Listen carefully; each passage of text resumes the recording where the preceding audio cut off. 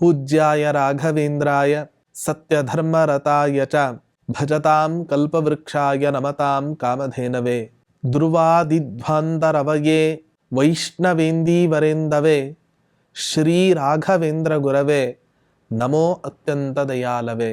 ತಪಸ್ವಾಧ್ಯಾಯ ಶುಶ್ರೂಷಾ ಕೃಷ್ಣ ಪೂಜಾರತಂ ಮುನಿಂ ವಿಶ್ವೇಶಮಿಷ್ಟದಂ ವಂದೇ ಪರಿವ್ರಾಟ್ ಚಕ್ರವರ್ತಿನಂ. ಶ್ರೀ ಗುರುಭ್ಯೋ ನಮಃ. ಹರಿ ಓಂ.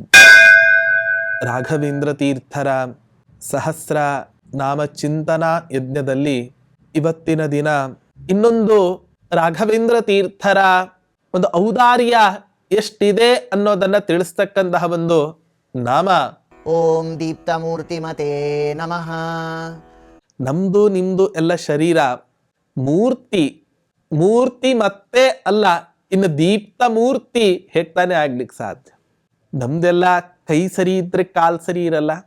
ನಮ್ಮ ಶರೀರ ಇವತ್ತಿನ ದಿನ ಒಬ್ಬೊಂದು ಕಣ್ಣು ಸರಿ ಇರಲ್ಲ, ಒಬ್ಬ ಕಿವುಡನಾಗಿರ್ತಾನೆ, ಒಬ್ಬ ಬಧಿರನಾಗಿರ್ತಾನೆ, ಒಬ್ಬ ಕುರುಡನಾಗಿರ್ತಾನೆ, ಒಬ್ಬ ಕುಂಟನಾಗಿರ್ತಾನೆ, ಒಬ್ಬ ಹೆಳವನಾಗಿರ್ತಾನೆ, ಅಥವಾ ಇನ್ಯಾವುದ್ಯಾವುದೋ ರೋಗಗಳಿಂದ ಇವತ್ತಿನ ದಿನ ಪೀಡಿತರಾಗಿ ಇವತ್ತಿನ ದಿನ ನಾವು ನೀವೆಲ್ಲರೂ ಕೂಡ ಇದ್ದೇವೆ. ಕೆಲವರಿಗೆ ವ್ಯಕ್ತ ರೋಗ, ಇನ್ ಕೆಲವರಿಗೆ ಅವ್ಯಕ್ತ ರೋಗ ಅನ್ನೋದು ಇಷ್ಟೇ.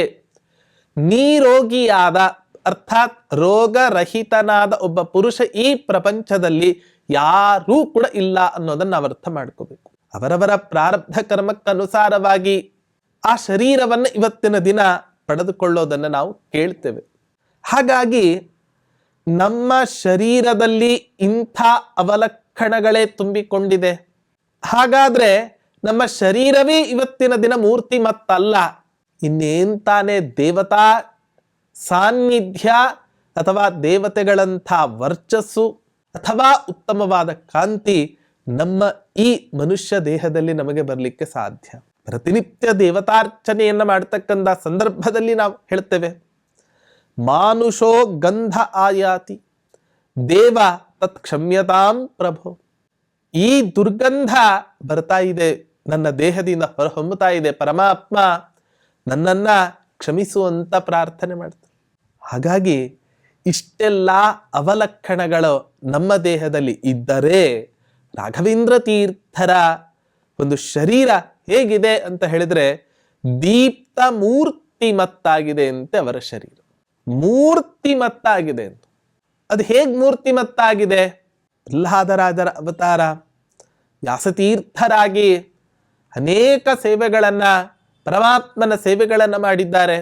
ಇಷ್ಟೆಲ್ಲ ತಪಸ್ಸು ಮಾಡಿದ ಮೇಲೆ ರಾಯರ ಅವತಾರ ಮಾಡಿದಾಗ ಅವರ ದೇಹ ಮೂರ್ತಿಮತ್ತಾಗದೆ ಅಥವಾ ಉತ್ತಮ ಲಕ್ಷಣಗಳಿಂದ, ದೇವತಾ ಲಕ್ಷಣಗಳಿಂದ ಕೂಡದೇ ಇರಲಿಕ್ಕೆ ಹೇಗ್ತಾನೆ ಸಾಧ್ಯ?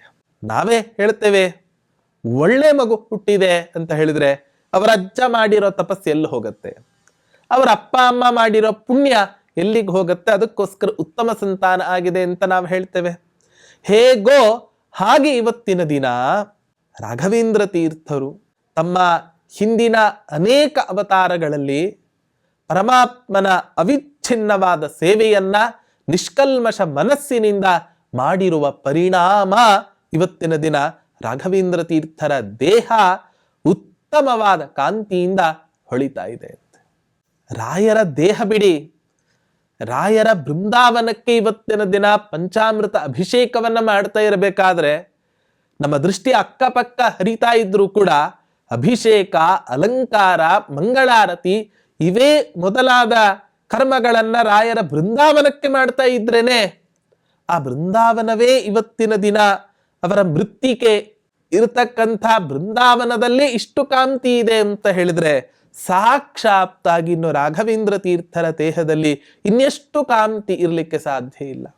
ಅಂಥ ಕಾಂತಿಯಿಂದ ಕೂಡಿದ ರಾಯರು ನಾವು ಪ್ರಾರ್ಥನೆ ಮಾಡ್ಕೋಬೇಕು, ರಾಘವೇಂದ್ರ ತೀರ್ಥರೇ ನಮ್ಮ ದೇಹದಲ್ಲಿ ಇರತಕ್ಕಂಥ ಎಲ್ಲ ಕೆಟ್ಟ ಲಕ್ಷಣಗಳನ್ನು ಕೂಡ ತೆಗೆದು ಹಾಕಿ ಉತ್ತಮ ಲಕ್ಷಣಗಳನ್ನು ಕೊಟ್ಟು ಉತ್ತಮ ಕಾಂತಿಯಿಂದ ನಮ್ಮ ದೇಹವೂ ಕೂಡ ಹೊಳೆಯುವಂತಹ ಒಂದು ಅನುಗ್ರಹವನ್ನ ನೀವು ಮಾಡಿ ಅನ್ನುವಂತಹ ಒಂದು ವಿಚಿತ್ರ ಅಂತ ಹೇಳೋದಕ್ಕಿಂತಲೂ ಕೂಡ ಒಂದು ಭಕ್ತಿ ತುಂಬಿದ ಪ್ರಾರ್ಥನೆಯನ್ನು ಈ ನಾಮದಲ್ಲಿ ನಾವು ರಾಯರಿಗೆ ಸಲ್ಲಿಸಬಹುದಾಗಿದೆ. ಇಂತಹ ರಾಘವೇಂದ್ರ ತೀರ್ಥರು ನಮಗೆ ಅನುಗ್ರಹವನ್ನು ಮಾಡಲಿ ಅಂತ ಹೇಳ್ತಾ ಶ್ರೀಕೃಷ್ಣಾರ್ಪಣಮಸ್ತು.